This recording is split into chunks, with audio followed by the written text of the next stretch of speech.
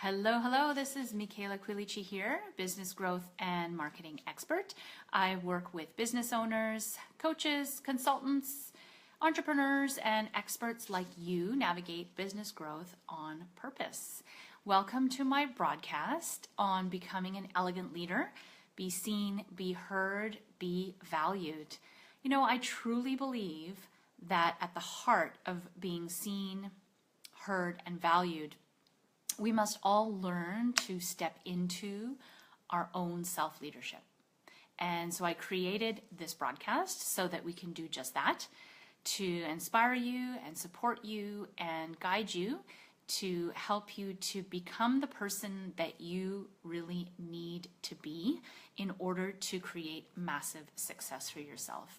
I'm really excited to be here with you today. I've got some great stories to share and some tips to share with you. Like always, as we go through the broadcast today, if you've got any comments or any questions, please pop them in the comment box below, and appreciate any hearts and likes. If something resonates with you, let me know. If you have an aha moment or if you have a comment to share about something that I'm referring to or talking about, please make note of it in the comment box below.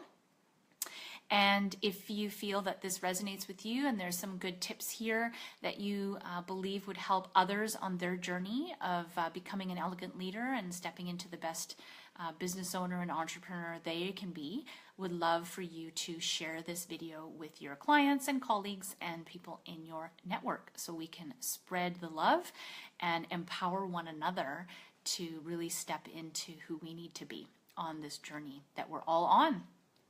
I'm super excited to be with you today, and today specifically I want to be talking to you about some keys for really getting high value clients who love and respect you and pay well for your services. And so really, who is this for? Well, here's some symptoms or problems that might be popping up for you in your business if you are, if you are not being valued, and if you're not getting high value clients and being paid what you're worth. You may be feeling frustrated. You may be feeling like your prospects are not valuing your expertise. You may also be feeling like your credibility is being questioned. Generally feeling frustrated. Perhaps you're being asked to reduce your prices, or your prices are being questioned. So these are all sort of the symptoms that I see pop up. I've certainly felt them myself as I'm on the same entrepreneur growth journey as you, perhaps just a couple of steps ahead. I definitely see this with my clients in terms of what they're feeling and what they're expressing to me. Generally a sense of frustration and anger, and some of them even feeling like they're not being respected, feeling like they're being disrespected even. So what do we want to feel instead? Well, we want to get high value clients. We want to get paid what we're worth. We want to be able to raise our prices and have our prospects, sign up with us to work with us with no blink of an eye. And be valued and be respected for our expertise and for what we bring to the table. That's really, what we're all looking for. I believe that's what I hear, and if that resonates with you, let me know if what you're looking for is really to be validated and respected, and to get paid what you're worth, and to work with clients who love you and who you love. And so if you're experiencing any of the challenge that I mentioned before, then this broadcast is definitely going to be for you. I've got some tips and some stories to share around this. And so I'm going to kick off with sharing a story with you about a client of mine and our experience together. And so I've been working with this one client, and she's amazing. She's very experienced. She has over 25 years experience in her field. She's actually a pioneer in her field. She has got an amazing resume, amazing credentials. She's got a master's degree. She is, got an MBA. She sits on a number of international boards and is the director of another organization. And people know who she is in the industry. She's amazing. She's an amazing woman. And she's got deep expertise, and she really knows her stuff. And so she showed up to one of our sessions and was clearly hot and bothered. And one day, and I asked her, what was going on. We did our usual check-in around, what's going on for you and what's the status of some of your prospect and proposal opportunities. What's happening, where you stuck, where you need support on. And she was clearly upset and frustrated. And, she started to explain to me about a situation she had with a prospect who, she is actually known for a bit of time. And she said, I just can't believe it. You won't believe what he said to me when I presented him with the proposal of my recommendation of how I could support his organization. You won't believe what he said to me. He said that my proposal was too rich for his blood. Can you believe that? He said my proposal was too rich for his blood. He obviously doesn't respect me. And, how dare him? I have been in this industry for so long, and I know what I'm talking about. And, he obviously wants me to lower my prices. And so, this was her story. And this is a similar story I hear over and over again when women who have this amazing expertise and, this amazing resume and work and life experience, and they come back and they're just, shocked at the response that they get from the prospects and the conversations that they're having with potential clients. And so I knew that she knew exactly what this organization needed. I knew that she could help them, and she knew that too. She had totally pegged, the recommendations, and I could tell that she really knew how to help them. And so then I started to wonder, well, then what's really going on here? She felt that the prospect wasn't valuing her time, her expertise, that he wasn't willing to pay her the prices that she thought she was worth. And that's what was going on in her own mind, was that she was internalizing this to this belief system that, he obviously doesn't respect me and doesn't see what I bring to the table. So, does this sound familiar at all? Has this to any degree happened to you, where you feel like you're not really being seen, you're not really being valued, and to the point where you almost feel like you're actually taking it personally to a certain degree, because that would be the trigger. That would be the initial reaction, is to be angry and to take it personally, especially if you know how amazing you are and you know what you can deliver. So I asked her to give me a play-by-play of what she said during the consultation, and so that I could help diagnose. So I do a lot of diagnostics with my clients.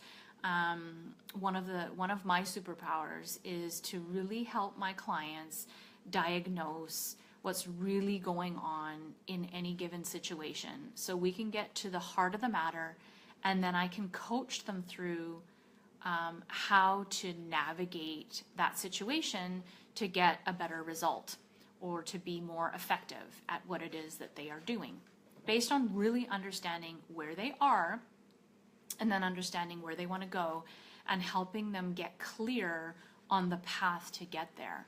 And so I knew that if I had a little bit more information, I would be able to really wake her up to a couple of the things that she could shift within herself and within the sales conversation and within the structure of the proposal to really get the best outcome. Because that's really what it comes down to. What it comes down to is whatever response or reaction we're getting from the person that we're communicating with is going to be a direct reflection of what it is we're putting out there and how that is being translated to the other person. And we know that people gather information and make decisions based on many different learning styles and many different nonverbal cues, verbal cues, how the type of words that we use and how the meaning behind those words, and even through the senses, the 5 senses. So there's a lot of filtering that happens with the person that you're communicating with or communicating to in order for them to really glean the message. And so it's really incumbent on us to be very mindful and very purposeful in terms of how we communicate non-verbally, verbally, the words that we use, the questions we ask, how we phrase things, how we frame things, so that we are certain that what we are communicating is actually being translated and received in exactly the same manner in which we intended it to be. And that's really the crux of effective communication. And when we're in a sales conversation, that's exactly what we're doing. We are having a conversation. We are communicating. We are in partnership to really uncover what the needs are, what the expectations are, and what the solution is. And so that's what I did with her. So we did a bit of a diagnostics. Hey, Kari, thanks for joining in. And thank you for sharing the video. Really appreciate that. And for your likes. And I see that a couple of other folks have joined in live. And so if you have joined in, would love for you to just say hello so I can see you. Hey, Talia, good to see you today. Thanks for joining in. Good morning to you as well. Good to see you. So we're talking about how to really be valued and to find those high value clients who not only love and respect us, but will pay us well for our services. And a lot of the times what happens is we're in situations with prospects or prospective clients, and we sometimes feel like we come away from those meetings or those conversations, a little bit frustrated, feeling like we're maybe not valued for who we are. Maybe our proposals are being sent off and then they're being ignored. That's another symptom, is that we never hear back. Hey, Dina, thanks for joining us today. Hello. So those are also some of the symptoms, that our proposals are being sent off, and it's like they're being sent off into the ether, and we don't know, we don't get a reply. So that is also another indication that, that obviously there's something that needs to be refined or tweaked or looked at in terms of how you're setting up the conversation and how you're doing the discovery and the needs analysis to be able to set up a proposal so that it's really it's speaking to the needs and the expectations of the person that you are looking to work with. Okay, keep those comments coming in. Would love to see who you are. So I know, unfortunately, I I can't see who is joining in live from, I can't remember if it's mobile or on the computer. One of them I can see and one of them I can't see. So if you are joining live, please make yourself known. Would love to see who you are. And again, if you have any comments or questions, just pop them in the note box, in the comment box below. And if anything that I'm saying is resonating with you, let me know. Okay. So back to my story of my client. So she walks into my office and she says, "You won't believe, I had a conversation with the prospect. I sent my proposal and you won't believe what he said to me. He said my proposal was too rich for his blood. Can you believe that? He obviously wants me to lower my prices and he's not valuing and respecting me." And remember, this client has over 25 years experience. She's got a master's degree, an MBA. She sits on boards. She's a pretty powerful lady. And so she was taking it a little bit personally, as one might, the response that she got from him. And so I asked her to give me a bit of a rundown or a play-by-play so that I could really dig into what was going on with the situation. One of my superpowers is I'm really good at diagnostics. So I can really zone in on what's the heart of the matter so that you can be very clear on the truth of the situation so that you know what you're dealing with and then help navigate to where you want to get to. Hey Glenn, thanks for joining us today. So let me get back to my story, and I've got a few notes here because I wanted to make sure I shared all the key points with you. So have you ever felt like you're not being seen, like somebody's not really getting you, right? So it was clear to me that when she shared with me the play-by-play of what went down in the consultation, what was included in the proposal, what he said in response to what was in the proposal, it was very clear to me that a few things weren't fleshed out properly. And so a couple things were, it was very clear that the client's expectations were not clarified. It was clear that the end goal and the budget hadn't been discussed in the consult. And I could tell that by what was written in the proposal. I could see that those pieces were missing. So because these weren't these key, and then there were a couple of other key pieces as well, but because these key pieces were not fleshed out properly or appropriately in the consultation, when she sent over the proposal wasn't addressing all of the important decision-making factors that prospect was going to be using to make his decision about whether or not to work with her. And so what ended up happening instead, hey Rita, thanks for joining us today, good to have you. Instead, what happened was that he started asking her a whole bunch of questions, which triggered this response in her to start getting defensive. Okay, so she was starting to get defensive because he was, in her mind, questioning her credibility, questioning her value, questioning her prices, questioning her recommendation. And if you can imagine someone who's been, has such deep expertise, to have that kind of dialogue was off-putting. And this is what spiraled the conversation actually into a bit of, a bit of a heated discussion.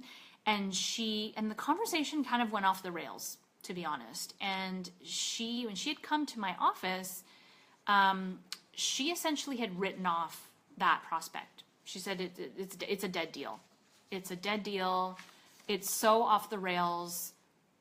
There's no way he's going to, even entertain, working with me. We're done. So whether you are communicating with a prospect or your kids or a colleague or a joint venture partner or a client for that matter, you've got to get the conversation off on the right foot, right? You've got to get on the same page with that person. And if you've ever experienced a conversation going off the rails, Let me know if you have, by the way. Let me know if you've experienced that. And, you know, and in the comment box below, if this resonates with you, where you feel like a conversation has kind of gone in the wrong direction, or it's gone off the rails and you're not sure if, you know, what happened or how to get it back. Or a good sign is when you are angry. So a good sign to know that a conversation has gone off the rails and that you've been, is that when you've been triggered and you're feeling frustrated and angry, and the response is usually blaming the prospect. So they don't respect me, they don't value my services, they don't get me, which is the common response. So, and the common feeling, that's when you've been triggered. So step one, definitely want to check in with yourself to see if that's ever happened. Because if that has ever happened to you, you can totally recover from that. You just need to know how to get back on track to the conversation and get back on the same page. But that's one clear indicator that if you've ever felt that way, there, you know, then you've been triggered in that sense. So it's super important to understand the needs of the person that you're talking to. So in this case, we're talking about prospects, right? So some key things that you want to get clear on are, and a really powerful question I'll share with you is, you know, what's important to you? What is really important to you? Tell me what's important to you. Tell me what you value. These are all really good questions. People make decisions based on their values and based on what matters to them. So whenever you're having a conversation with a prospect, you always want to find out what matters to them. What's really important? What's important to you about engaging in this relationship? What's important to you about the person that you hire or decide to work with? What matters to you about, you know, what really matters to you? Talia's got a comment. Very well said. I believe clear communication is so important throughout the process, especially at the beginning. Absolutely. You know, another indicator, thanks for your comment, Talia. Another indicator, just as I was reading that, which pops up for me, is if you've got a prospect who right at the beginning asks you about your credibility. So, you know, how many clients do you have? How long have you been doing this? You know, who do you work with? If somebody is asking you about your credibility right from the get-go, then that means that you haven't done the best job in positioning your value at the beginning of the conversation. And so there's a lot of things that need to happen at the beginning of the conversation is what I'm trying to get at here. And so, and one of them is to really understand from a place of curiosity what is important to the person who's sitting across from you. What do they care about and what do they value? The second thing that is really, really crucial to finding out from a prospect is what is their expectation? What is your expectation if you were to work with me or if you were to hire a coach or a consultant? What is your expectation? And that really sets it up from the get-go for them to express very clearly what they want from you and from the relationship, so that you can decide right from the get-go as to whether or not you know, you're even on the same page. You know, maybe what they're expecting from you is not what you deliver or is not included in your process, or you know, maybe they're expecting something that you don't do or that you don't want to do, or that just, you know, is totally off the rails of anything in your wheelhouse at all. You want to know that beforehand. So you want to know what's important to them, what matters to them, what are their values, what do they care about, and you want to find out what the expectations are. What are your expectations in terms of time, budget, and outcomes. Okay? Time, budget, and outcomes. Hey, Kari, I see you've joined us. Thanks for joining us this afternoon. Dina, defining expectation really is important so you know how to proceed with the conversation, or even if you would like to work with this person. Absolutely, it all begins there. You want to set yourself up for success. Nobody wants to set themselves up for failure. So you want to get out on the table right away what that person is expecting from you. Because if you can't deliver on that, then you can make some different decisions, right? Make sense? Okay. So, okay, here, I've got a couple of tips for you. I'm sure I can get some tips from you as well, because you're all giving some great comments here. Thanks for being so engaged with me today. Okay, I've got 3 tips for what happens if the conversation goes off the rails. Okay, so if the conversation goes off the rails, there's 3 things that you need to keep in mind. One is take the conversation off of email. Email is the worst form of communication when you're in a sales dialogue. Because it's how many times have you misinterpreted somebody's words in an email? Email doesn't take into consideration tone. If somebody is not a very articulate communicator, email can be really difficult in terms of really getting across the meaning of the words that you're using. It also doesn't allow for nonverbal communication cues or verbal communication cues. There's so many things about email that just is not going to be helpful for you in this kind of situation. So I recommend always to take it off email whenever possible, because you're just going to have better results. Just plain and simple, you will have better results. So if you're trying to negotiate over email, just take it off email, because it's not the right medium for this kind of thing at all. So take it off email, get on the phone, or meet face to face. That's always the best thing to do. The second tip I have for you is be clear on the other person's expectations and ideal outcome, and start with the end in mind. So if the conversation has gotten off the rails, then you can definitely re-engage. And when you re-engage, one phrase that you can use is you can say, we may have gotten off track. I would love to reopen the dialogue so that we can get back on the same page. I don't feel that we were on the same page, and I would love to clarify some things for you that are important to you, so that I really can understand how to best support you. So feel free to use, take that line, use it, make it your own. But that's one that works really well, because that's essentially what you're doing. You want to reopen the dialogue, but you want to do it over the phone or in person. And why do you want to reopen the dialogue? Because you think you may have gotten off track and you're misaligned. And what you really want to do, the intention, is to get back on track and really understand, coming from a place of service, to understand really what they need, so that you can determine how best to show up and how best to support them. Yeah? Okay, third tip is, check in with your emotions.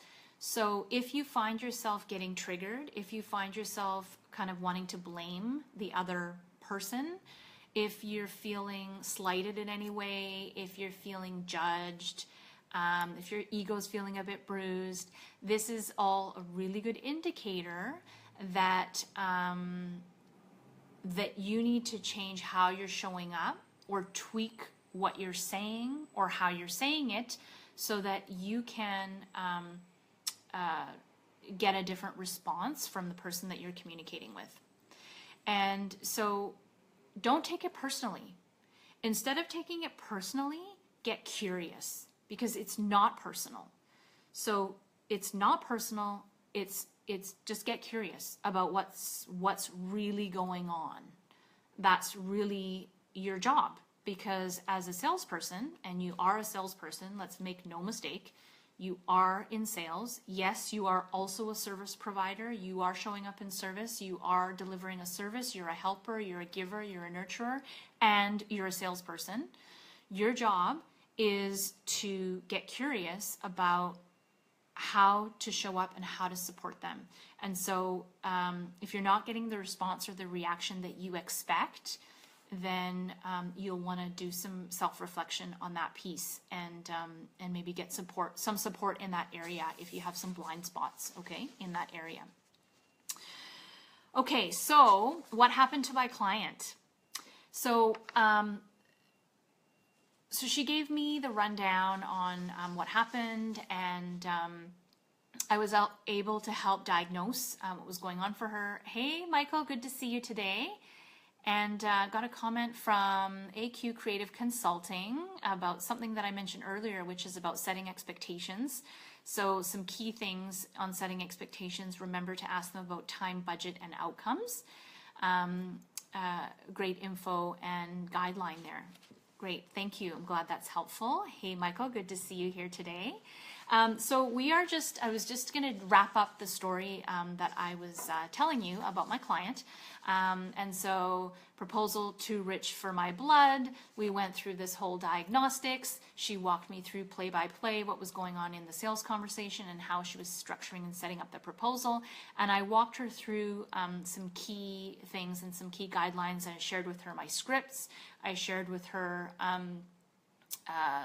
some of the key ways to reopen the dialogue with the prospect who she thought was a lost deal, and through a couple of iterations of working with her to kind of re-navigate that conversation, she won back the relationship. She landed a $22,000 contract from a zero deal.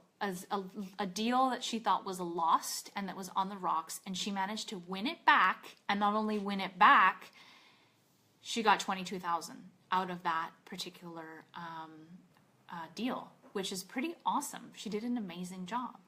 And so what's so great about that is that she was able to it was a paradigm shift for her, because she was really able to see what she needed to do to change how she was showing up, what she was saying, how to navigate the conversation to get to a yes, to get to a win-win for both of them. The prospect was elated. She was ecstatic. And what that did for her was a couple of things. One, she was totally able to stand in her value, because she could see that when we went through the diagnostics, that he wasn't judging her. He wasn't asking her for a discount. He actually wasn't questioning her credibility and her expertise and her recommendation. He actually wasn't doing any of those things. But in her interpretation, right, she was taking all of that personally. And what happens when we take all of that personally? We take it on.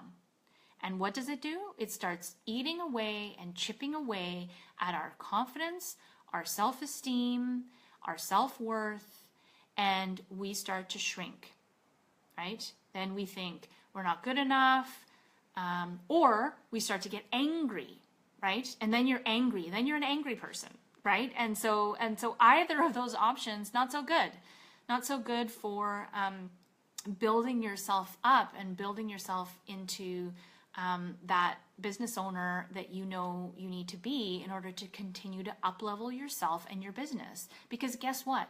This framework that I shared with her, she's going to use this now with her contractors.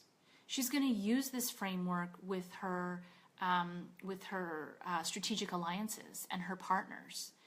And she has a couple of other projects where she is working with partners. And so this framework, like I mentioned at the beginning, is not just for the proposal, right? It's a way to really effectively communicate with another person to get on the same page, to inspire and navigate the conversation to a win-win. So the ripple effects of that were amazing. She was able to step into her value. She now has a conversation and a structure she can use in other areas of her business and her life. And she's created a framework for her proposal and her sales conversation she can now duplicate. She can go out into the world and she can just rinse and repeat and use that in all of her future prospecting conversations, right? Mary, thanks for joining us today, and thanks for your comment. So important to not take things personally. Absolutely, especially for the recovering perfectionists among us. Absolutely. So, hey, I'm one of those myself, so I totally get it. And, you know, I walk the talk. So I teach what I have gone through myself, and what I have overcome in that process. So I totally get it. I totally get what you're saying. You're welcome for the tips, Talia. Thanks for stopping by and being with us today. So so here we go. That is really the crux of what I wanted to share with you today. If a client is scoffing at your prices, if they are not willing to, or not wanting to move forward with you, or you feel like they're judging your expertise or your recommendation in some way, you want to take a look at how effectively you are communicating and translating that conversation to your prospects. And so it's really about making sure that you're clear on what do they need, what do they value, what matters to them, what are their expectations, and how are you positioning yourself and navigating that conversation to deliver a solution that matches that. And the next time your pricing is questioned, don't take it personally, get curious. And if anything, that curiosity piece, if you show up with I love the analogy of putting on hats. I'm always putting on and taking off hats. So, you put on your hat of a salesperson, and then you put on your hat of a service provider, and then you're putting on your hat of the student in these conversations, because a student is curious, and a student is always about continuous learning. And so I really invite you to use the hat of the student and come up and use that in your conversations to really dig into and getting curious around what they need and how you can possibly support them in those areas. All right. So as always, appreciate all your hearts and likes, and we'll continue to answer comments on the replay. So if you are watching this on the replay, please feel free to pop in your questions or your comments, and I'll be sure to answer those. And be sure to share this video with your colleagues, clients, and friends who want some tips for getting high value clients who love and respect them and who pay well for their services. It's been wonderful to be with you here today. Love the interaction of the group on the broadcast today. And my whole purpose is to ignite you into your own awareness, so that you can really step into who you need to be and create that massive success for yourself in your business, and the ripple effect that has in your life as well. So I dare you to be visible, ignite your potential, express your brilliance. The world is waiting. What are you waiting for? I'll see you next time. Bye for now.